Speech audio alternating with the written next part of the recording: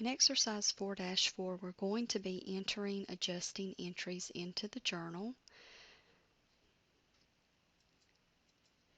So far, we've entered the adjusting entries on the worksheet and we've entered them in T accounts, but they actually have to be entered into the general journal.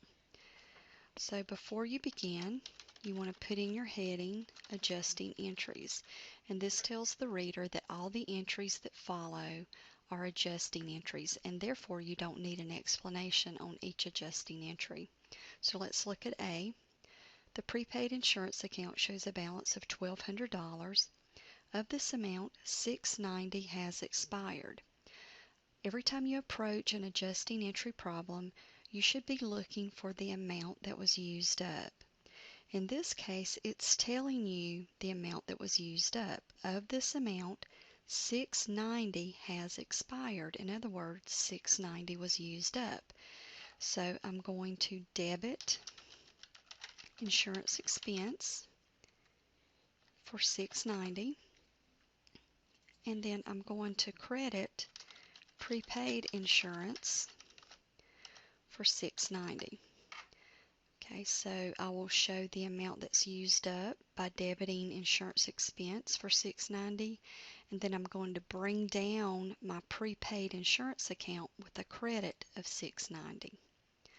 Moving on to B, the repair supplies account shows a balance of $525. A current inventory count reveals that $95 worth remains on hand. Okay, this is a little different from the statement in A because instead of telling you the amount used up, it's telling you the amount that remains. So we had $525 in the account. We've only got $95 actually on hand. So that means we must have used up $430 in repair supplies.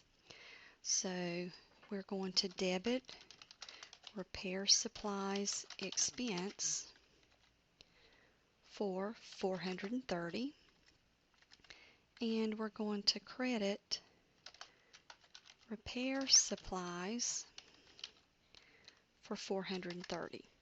So we're showing that we used up $430 in repair supplies, and then we are going to reduce our asset repair supplies by $430, the amount we used up.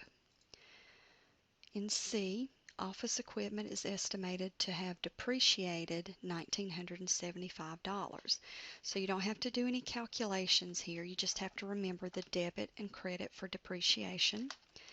You want to debit depreciation expense for $1,975, and then you want to credit accumulated depreciation